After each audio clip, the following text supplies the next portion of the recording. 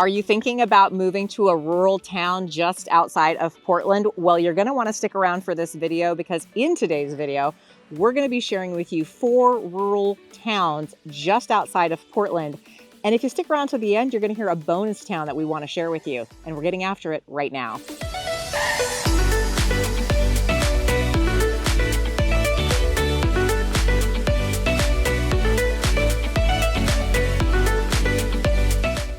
All right, so if this is your first time to the channel and you want to know everything there is to know about living in the greater Portland metro area, then make sure that you tap that subscribe button and click that notification bell so that you can be the first to know about everything happening in the greater Portland area. I'm Ann Stewart, this is Erica Hagfors, and we are your go-to gals if you're thinking about making that move to the Portland metro area and beyond, because today we're talking about and beyond.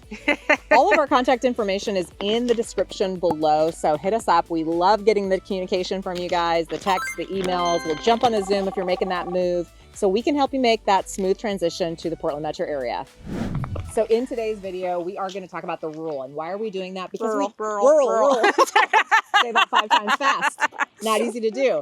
But a lot of people do move to the Portland area and they want a little bit more of a small town rural feel. And so we wanted to share with you 4 towns and 1 bonus, if you stick around, that really kind of fit that small town. And that small town is the population is very low. You may not have all the amenities that you might be used to in the urban parts of Portland or suburban parts of Portland.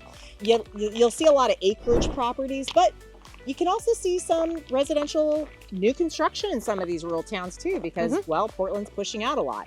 But rural really defines that small town feel, that further out feel. And if you're used to that or you want that, then we're going to share with you today some pretty good options. Some pretty great options, really. And I mean, a lot of these are, you know, they do have acreage options, but they also are, I think, all of them trying to grow. You know, the cities all have plans to expand a little bit and become a little bit larger, which is still going to keep them very small. So don't think that any of these areas are going to like all of a sudden become like blow up and become the next Portland. But yeah, we've got a lot of great options. And now that you know how we're classifying them, we're going to start with our first one. Yep. What is it, Erica? North Plains. Ooh, so North Plains is about 15 miles outside of the city to the west. It is a population of just over 3,600 people. Now, this is one of those communities where, because it does still have some good proximity to Portland, we're starting to see a lot of new construction happening there. It is still very small. You're still traveling into Hillsborough to get your groceries, to get most of your amenities. They do have some restaurants and coffee shops. You can get your hair done there. There's a massage place.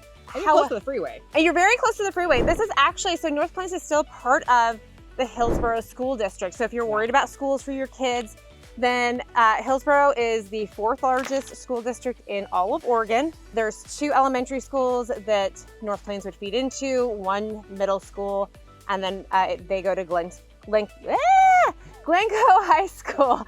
The average, average income in North Plains is about $110,000. And really, in terms of industry, like I said, they have some small retail businesses. There's a big lumber mill in the town, and then you're gonna have a lot of farming. There's a little hub to North Plains, and then you go right out into the farmland. And you've got Christmas trees, you've got pumpkins, you've got some crops. Great golf course out there too. Really great golf course. You've got some nicer luxury homes out there on acreage, as well as, obviously just your average mom and pop. And then there is like we said, new construction coming in, and then a smaller area of older residential homes. But it's just a really great feel to the downtown area. They are serviced police-wise by Washington County Sheriffs. And so, it's a safe, the crime is low, you're still relatively close in, but definitely gives you that small town feel. They are also known, so here's a fun fact, they do a big garlic festival every year. I've been there. Yes, and it's like they have garlic ice cream, they have garlic everything. Yeah. So, it's definitely a really fun place. They've got a good small town feel to them. Totally cool place to, set down some roots. I used to bike out there all the time when I was doing a lot of triathlons. So really good roads for that. You got some good hills. And if you work in high tech, It's so really close. one of the best options outside of Hillsboro because it's super close to get to a lot of the different Intel Even campuses. Nike. Yeah. You know, there's a lot of stuff out there that it's a good location because it literally is like you can see the town right from Highway 26. And so you're right there to pop on. Okay, the next town we're going to talk about that's rural is Banks, Oregon, which is actually not too far away from North Plains, the one that Erica just shared with us. It's actually just a little bit further down the freeway. Very similar in a lot of ways to North Plains. You almost don't know you've transitioned. It does have an incredible Vernonia bike and hike trail that's it's known for. So if you really like to hike and bike, and you know, even equestrians can ride their horses on it. Sub-Stewart State Park, huge park, which like Ann said, has an equestrian park to it, lots of day use and overnight camping. Really great place, and the Banks Vernonia Trail is a fantastic pathway that connects those areas. And a lot of people use both walking, biking, running, all of the things. Yeah, so if you're into that, it's great to live out that way.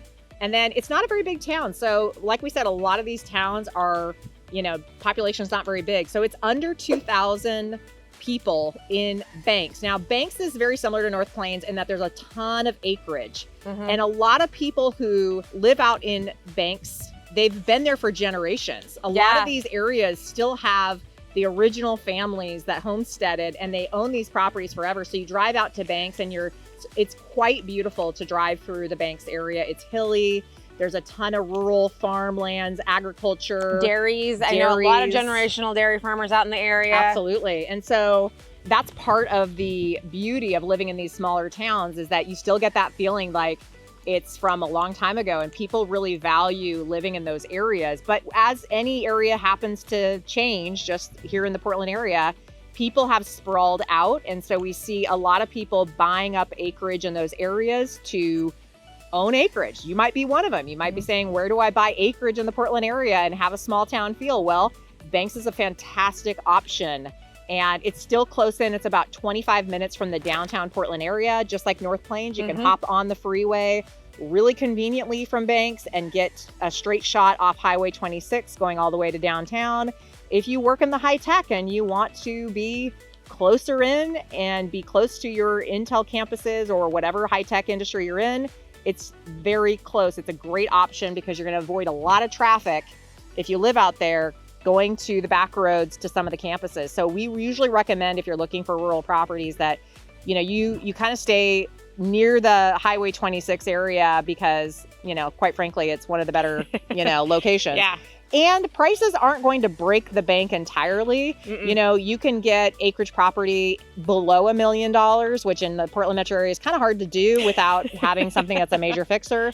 So there are lots of options in the Banks area. But Banks also does have a really cool, I'm going to call it like a moderate planned community. And they do actually have a grocery store out there, Jim's. I believe it's a Thriftway. Everybody just calls it Jim's. And so this community, it was an older arbor community, and it's since had newer builders add on to the edges of it. So there is some new construction out in the area, but it's a great community. So if you're like, well, I want to be out further, but I don't want to be on acreage, you still have options. There is a great downtown location to or residential location, I should say, to the Banks area. And it's all within like walking distance to your grocery store. So you could almost have that very like small town feel that's still very walkable. Here is another fun thing about the Banks area is if you're into like motorsports and racing, they have a dirt track out there. And so I think it's on like I think it's Sundays. I know this because my dad loves them. But you can go out and they've got races that are going on all the time. And so it's really cool if that's something that's your gig. I mean, it's a very small town and there aren't a lot of dirt tracks around still. And this is a really good one. So. All right, so our third rural town we're going to focus on is Gaston, Oregon. Now, we're kind of going around the map here. Started in North Plains, then went to Banks. Now we're talking about Gaston. Now, Gaston is not Washington County like... A little bit of it is. A little bit of it? Okay, yeah, well, it's classified split mostly as Yamhill County. You're getting a lot further out with Gaston. And its population is going to tell you that because it's only under 700 people that actually live in Gaston. It's got one library. It's got no stoplights. No, 2 schools, and that's about it. So it's very tiny. If you blink, you're going to miss it. But it's got a truckload of acreage property options, and a lot of times we share properties with clients in Gaston because you're not too far out from like Newberg and Bald Peak, Hillsborough area. It's kind of further out past that area, but it is definitely a small town and it is definitely rural. So if you're looking to be out and you don't want a lot of people around you and you don't care if you're quite a bit of distance away from amenities, then Gaston might be what you want it to be. Now, Gaston does have a really cool attraction, and that is Hag Lake. Oh, yeah. And Hag Lake is, I don't even know if it's man-made or not, but anyways, it's a lake, and it's got a really cool track around it. So a lot of cyclists will go out, a lot of runners go out. Triathlons go out there. Yep, there's a triathlon, and it's just a fantastic lake. You can swim in it, you can boat on it, do all those water sport things. And so, but it is out there. You're kind of starting to really stretch. During the summer months, you can pop up over Bald Peak, and that's an option. During the winter months, that gets a little bit sketchy because it is enough elevation change that at the top you can get some really bad inclement weather, whereas at the bottom of the hill it may be totally fine. And so it's a hill, so you're going up or down, and they're very steep roads. But yeah, Gaston is kind of that middle ground where you're like no man's land. So if you really want to be like remote, that's a good place. But lots of good acreage, timber properties out there. Some really like raw land options, and you're still getting some pretty good reasonable prices. Yeah, I mean the average price in Gaston is around $400,000. Now that doesn't mean you get acreage with $400,000. Don't get too excited. But the sales prices in general are a lot easier on the pocketbook depending on what you're looking for in Gaston. So if you're willing to be further out and that's your jam, then Gaston's worth considering. And this is a town that really hasn't grown. Good point. As I was saying, a lot of these small towns are wanting to grow to some degree. This is not one of those. Yeah. They have tried in the past to bring in some larger like residential developments, and they really just haven't succeeded. I think, part of that is commute to some of the high-tech areas gets a little bit more difficult, and there's not enough people that want to be that far out and can still commute into their businesses.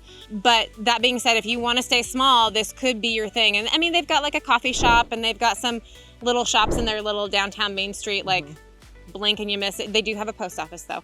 They do. So I mean, but this is not going to be something that's growing anytime soon. And I mean, we've both been she's been in the area all of her life. I've been in the area for 25 plus years and it's never gotten bigger. Yeah. All right, so next up on the list is we're going to combine two because they're super small and they're really close. They're about 4 miles apart. So the Yamhill Carlton area. One of my favorites. Yeah, I mean, this is fantastic. And their main bread and butter is really the wine industry. They're both very small. Yamhill is about 1,100 people. Carlton is a little bit bigger at about 2,500. They each have their own PDs. They are a combined school district. And, their average incomes is about $110,000 as well. But these are very small town. They have a main street. Now, I will say that each area is unique to some degree. Yamhill, much smaller. They want to stay small. The high school is in Yamhill. Lots of wineries right around as you're coming into town. There's also, although it's I want to say it's Carlton Meatpacking Plant or Carlton Farms. They produce a lot of pork. It's just outside of Yamhill. Then if you go to Carlton, that is really kind of the bougie small town feel. So it's so cute downtown. It's adorable. It's worth driving through just if you're visiting. Yeah, and so they actually, super cool. That's where you're gonna find some really nice fine dining, great restaurants, coffee shops, ice cream, bakeries. They've got everything. The community actually even has an outdoor pool that is open during the summer. Really fantastic, very inexpensive to use. And then, the wineries are really what draw people into that area. Lots of wine bars downtown. A lot of the wineries have little kind of restaurant winery bars. There's actually really fancy restaurants in downtown Carlton. Fancy. And I'm hearing they're putting in 2 new restaurants. One's called Tequila Grill and one is like an Asian farm to table. They have a French bistro restaurant downtown. And then there's one other that is phenomenal. And Carlton Bakery is absolutely fantastic. Their quiches are amazing. You have to have them if you go there. The best. Their macarons are fantastic. That's kind of what they're known for. They do breads as well. They've got a little coffee shop. But this is like a little boutique community. Super cute. They've got some great little shops. Kind of feels like you're going back in time when you drive through the downtown area. And they've even taken some of like the old silos and turned them into winery tasting rooms. But the other thing that's nice about Carlton is they do have acreage because it's, it's surrounded by acreage properties and farmlands, but they are putting in quite a bit of residential Definitely new wanting to construction. grow. Yep. So if you're not wanting to be on acreage, but you want that small town feel, Carlton is the place to be. It really is. And going back to Yamhill, Yamhill's a really cool park. It's called Beulah Park. It's got a little bit of everything. It's got like skating and, you know, all the apparatus for kids, and it's a big draw there. Now, I would say they've also got some restaurants and coffee shops. Not as big a desire to want to grow. They are kind of pushing back on that growth, but it's going to happen at some point. I feel like they're have just to sit in the plans for it. Yeah, but they're very rural. They're very, you know, you can still get reasonable acreage properties out there. And they do have some residential stuff. They have an older side to town, and then they have a few newer areas of newly constructed homes. But they're just pushing back a little bit more when it comes to growing. But Carlton, man, their city has a plan to grow. They're actively trying to grow. There are a lot of new construction options out there, and you can get into town in the, you know, high 4s, 5s, depending on what you're willing to, you know, that is not acreage properties. How far out do you think it is from, say, downtown Portland?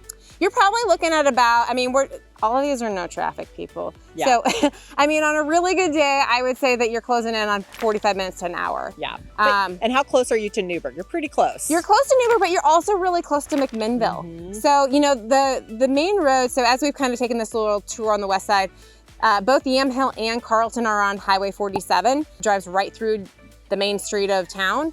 And so if you just continue on Highway 47, it's going to drop you out into McMinnville, which has all the amenities you can have. I mean, multiple grocery stores, you know, I mean, it's got shopping and restaurants and much bigger options. It's got some, you know, more business that you could be working at and stuff like that. If you need auto, you know, shops and mechanics, that would be, you're either going to McMinnville or to Newberg. So those are going to be your biggest, closest options. You know, if you were in Gaston or Banks, you might be going to Forest Grove, which is another option that's just going to be a little bit bigger than those two.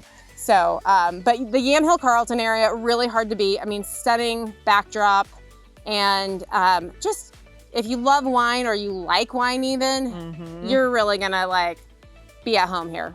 All right, so now it's on to bonus time, and we kind of picked this one because it's not technically, like if you look at the stats, it's not a small town. However, it really does kind of have a small town feel to it still. Yeah. So Newberg, which is just south of Sherwood, it's Yamhill County. Yamhill County, it is, you know, like it's got a college in it. It's got a college campus for Portland Community College. George Fox is the other college there. They've got 6 elementary schools, 2 middle schools, 2 high schools. It feels like, you know, size-wise, it's larger. Yeah. However, the downtown area is just really cute and quaint, very walkable. They do a lot of festivals. They've got the coffee shops. They've got that small town feel of Carlton because wine is still a very big part of the community there. Yep. And they've got new construction. They're trying to grow. Obviously, having the colleges, you know, they need to grow. Yeah. But it's such a good option if you have to be closer into Portland because, you know, depending on where you're at in Newberg, you could be 30 minutes or so to get into Portland without traffic. And that's a nice option if you're wanting to be in a rural setting, but not too far out. And you can buy acreage out in Newberg and feel like you're, you know, kind of further out. Yeah. And yet there are subdivisions. And so sometimes rural communities doesn't always mean you want to live on acreage. Sometimes it means you just want something that's a little more bite-sized. You don't want the density of a bigger city. Yep. And we find Newberg is a great happy medium between the super small towns that might be too small for some people where they really need a lot more amenities and maybe even be closer in.